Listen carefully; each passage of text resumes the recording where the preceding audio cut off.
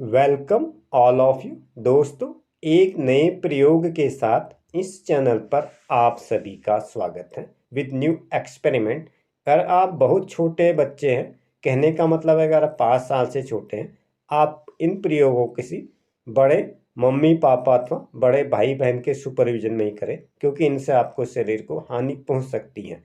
तो इसके लिए हमने पहले एक मोमबत्ती ले ली है। मोमबत्ती का जो बेस होता है उसको हमने चाकू की सहायता से इस तरह छील लिया है।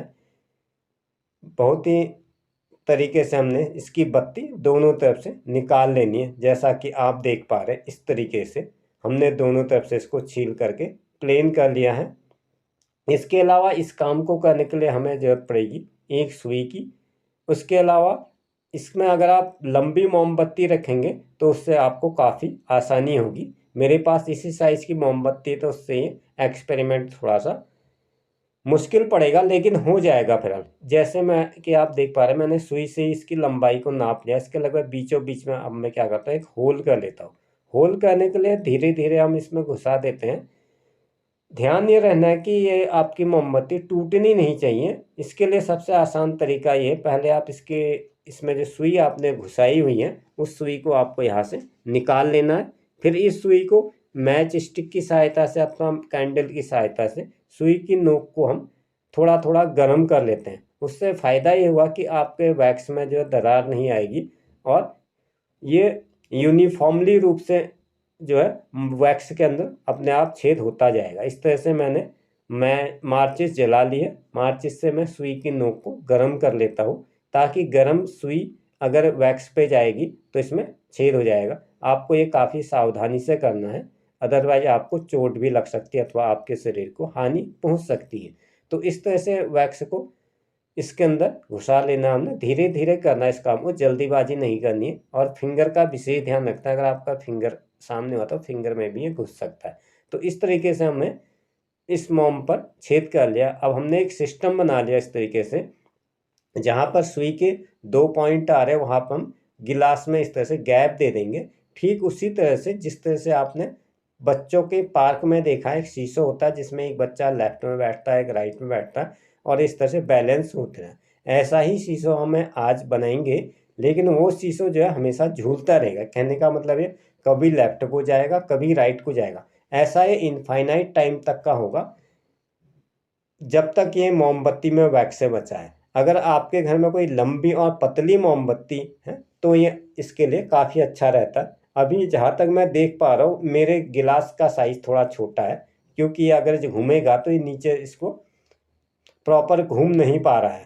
तो इसके लिए मैं थोड़ी हाइट बढ़ा देता हूँ और किचन से अपने 2 बड़े साइज़ के गिलास ले लेता हूँ। उससे पहले मैं आप सभी लोगों का धन्यवाद देना चाहता हूँ, जिनके सहयोग और मार्गदर्शन से मैं अपने वीडियोज़ को आजकल इम्प्रूव कर पा रहा हूँ। I would like to thanks all my viewers, subscriber, students and respected teacher who has true guidance to me as the form of commitment. Your commitment is very important for us. It will be helpful for make our content more better. इस तरह से हमने इस पर balance की इस अटका दिया। मैं थोड़े बड़े गिलास ले आया हूँ, तो गिलास के दोनों एंड पॉइंट पर मैंने इसको अटका दिया और इस तरह से सिस्टम बना दिया, जैसा कि आप देख पा रहे हैं। तो इसके बाद हम क्या करेंगे, इसके दोनों एंड पॉइंट पर मैच बॉक्स की सहायता से हम इसको जला लेंगे।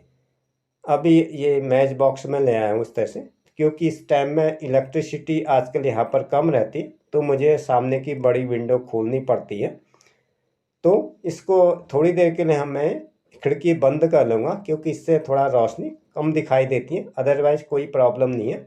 इस समय भी as far as I think, तो इससे जो है आपका फ्लेम दिखाई दे रहा होगा। पहले मुझे लेफ़्ट साइड में इसको प्रॉपर जला लेता हूँ, जब तक ये पूरा ना जले तब तक मुझे लेफ़्ट में जलाना। अब मैं राइट साइड में आ जाता हूँ। राइट साइड में भी मैं इसी तरह से इसको जलाने लगता हूँ।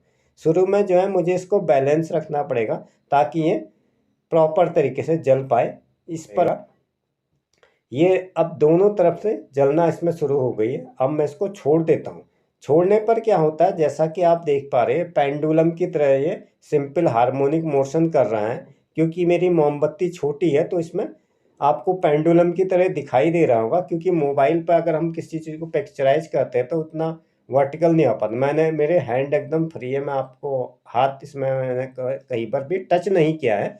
अब मैं खिड़की बंद कर लेता हूँ ताकि बाहर की रोशनी थोड़ा कम हो और अंदर की मैं बिजली जला लेता हूँ।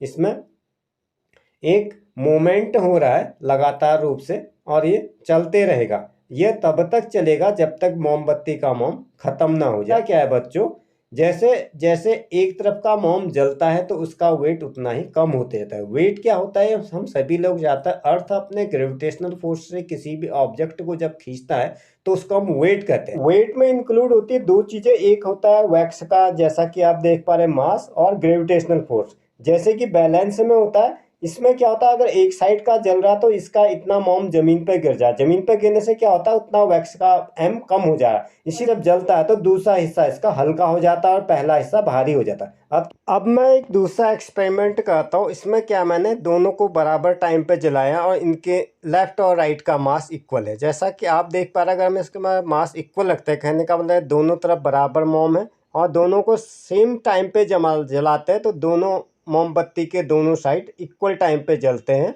और ये एकदम बैलेंस रहता है। इस टाइम जैसा कि आप देख पा रहे, शीशो टाइप का नहीं बनेगा और ये बराबर रूप से जलेगा। अभी थोड़ी घर पर लाइट नहीं है तो उतना क्लियरली शो नहीं हो पा रहा है, तो फिर भी यह बात समझ में आती है कि ये बराबर रूप से जल रहे हैं। जैसा कि आप देख पा रहे हैं, मैं इसको अलग अलग एंगल से आपको दिखाने की कोशिश कर रहा हूँ और ये जो है बराबर रूप से ही जलेंगे, क्योंकि इनमें दोनों तरफ का मास इक्वल होगा तो इस पर लगने वाला ग्रेविटेशनल फोर्स तो अर्थ के लिए इक्वल ही होगा, इसलिए ये बराबर रूप से संतुलित होकर के जलेंगे, जल रहे हैं। जैसा कि आप देख पा रहे, it is equal burning in the when we same time burn it as I am showing to you. इस समय में मोमबत्ती के दोनों हिस्सों का मास इक्वल है और अर्थ के लिए ग्रेविटेशनल फोर्स इक्वल है, इसलिए फोर्स दोनों के लिए जो अप्लाई हो रहा है तो F बराबर अप्लाई। आपने कभी इस तरह का मैकेनिकल तराजू देखा होगा? आप इस तरह के तराजू इस्तेमाल कम होते, फिर भी गांव में अथवा जो वीकली मार्केट होते हैं उसमें इस तरह के तराजू मिल जाते हैं जिनमें सब्जी को तोला जाता है, अथवा ज़्यादातर जो मीट के व्यापारी भी इस्तेमाल करते हैं। तो इसमें क्या होता है, एक तरफ हम वेट रखते हैं और दूसरी तरफ उसी भार का जो है लोहे का बाट रखा जाता है, जिससे चीज़ों को बैलेंस किया जाता है। अगर दोनों का बैलेंस इक्वल होता है तो तराजू सीधा हो जाता है, अदरवाइज ये डिसबैलेंस होता है। इसी सिद्धांत पर अगर हम मोमबत्ती को एक तरफ से ज़्यादा जलाते हैं, एक तरफ से कम जलाते हैं, तो हमेशा एक हिस्सा ऊंचा और एक हिस्सा नीचा रहता है, जैसा कि आप देख पा रहे हैं। This is happening because it is imbalance stage. The rotation is revised once the other side loss wax and becomes lighter again. The key to shisho moment as that both side of candle. I am showing to you, it is burning again and again. दोस्तों, उम्मीद करता हूँ आज के इस video से आपको कुछ न कुछ सीखने को जरूर मिला होगा। अगर आपने चैनल पर पहली बार विजिट किया तो चैनल को सब्सक्राइब करें, वीडियो को लाइक करें, साथ ही अपने मित्रों के साथ शेयर करें। आने वाले वीडियोज के साथ अपडेट रहने के लिए बेल आइकन को ऑल पर सेट कर दें।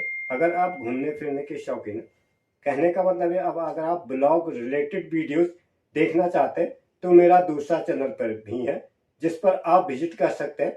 चैनल का नाम है मिथिलेश ब्लॉग नैनीताल, जिस पर यात्रा वृत्तांत के अलावा अन्य जानकारियां भी प्रदान की जाती है। वीडियो में अंत तक बने रहने के लिए आप सभी का धन्यवाद। मिलते हैं अगले एपिसोड में फिर एक नई जानकारी के साथ। तब तक के लिए goodbye and have a nice day.